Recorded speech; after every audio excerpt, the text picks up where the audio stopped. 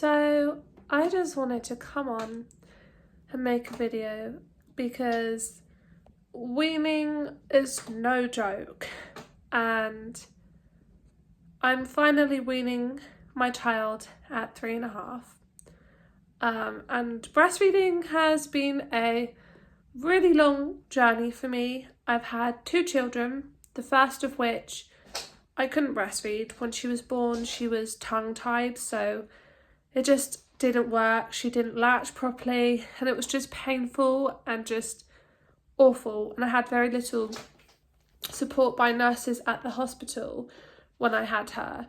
And so I breast pumped and I fed her through a bottle with it for the first 8 weeks, and then I just dried up and it wouldn't work anymore. So she ended up going on to formula. But with the second child, I have been breastfeeding for 3.5 years. And it's been really hard work. Obviously, when she was newborn, I was breastfeeding every 2 hours throughout the night, and she started going through this period where she'd puke straight after she breastfed.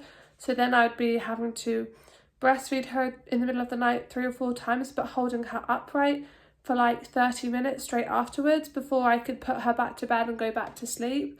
So sleep was not good in the beginning, because if I laid her down after breastfeeding, she would throw it straight back up.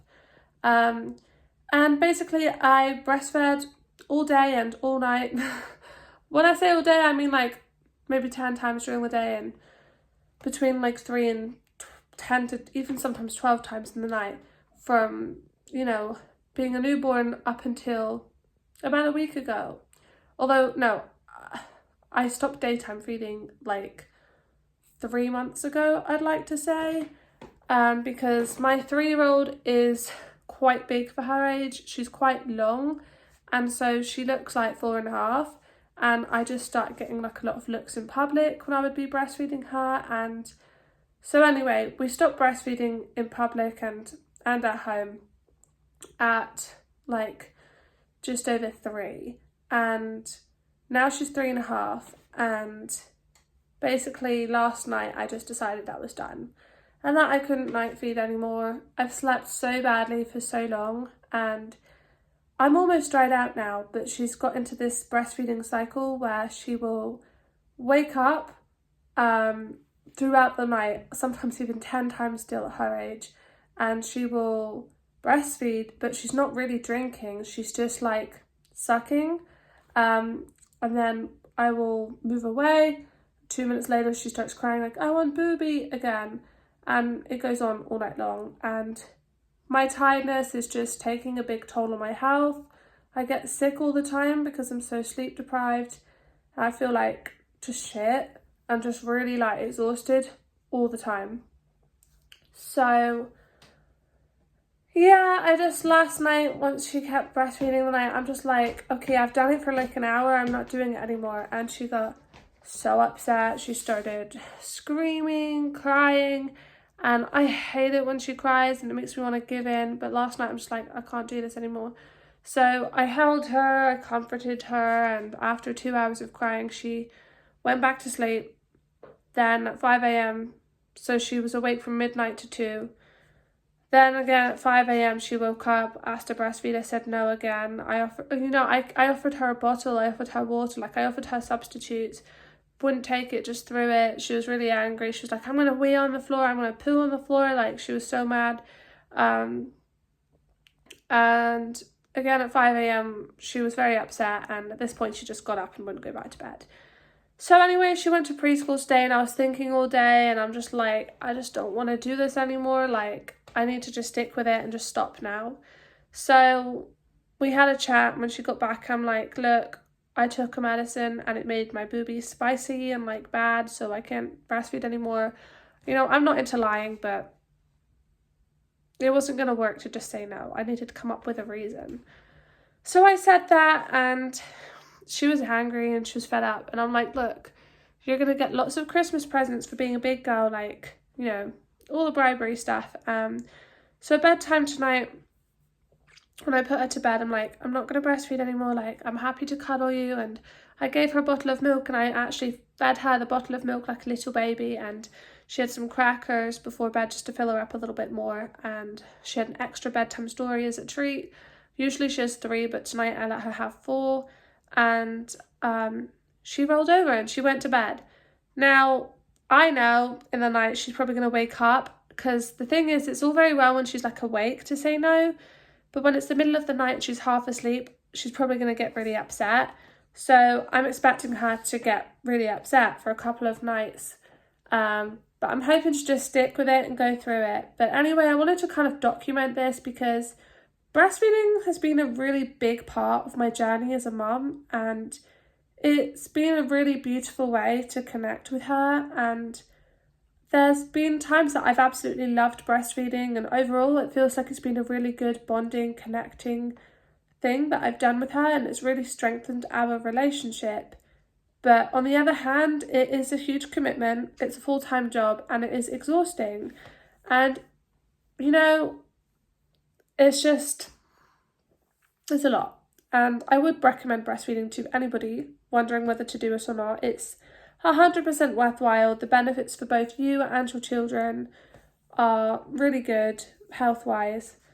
But at a certain point, sleep deprivation is not good health-wise. And the weaning is not easy, it's hard, and it makes you feel bad and makes you feel guilty saying no. But I'm going to kind of document how this goes. So today we're on day 2, and I'm going to make an update video in a few days and let you know how this weaning is going. Yeah, I'm not planning to have any more children. I've had 2 and I'm really tired. So for me, this is kind of like a parting with breastfeeding and pregnancy and all of that stuff. And hopefully the start of being able to feel healthier in myself and give more to myself.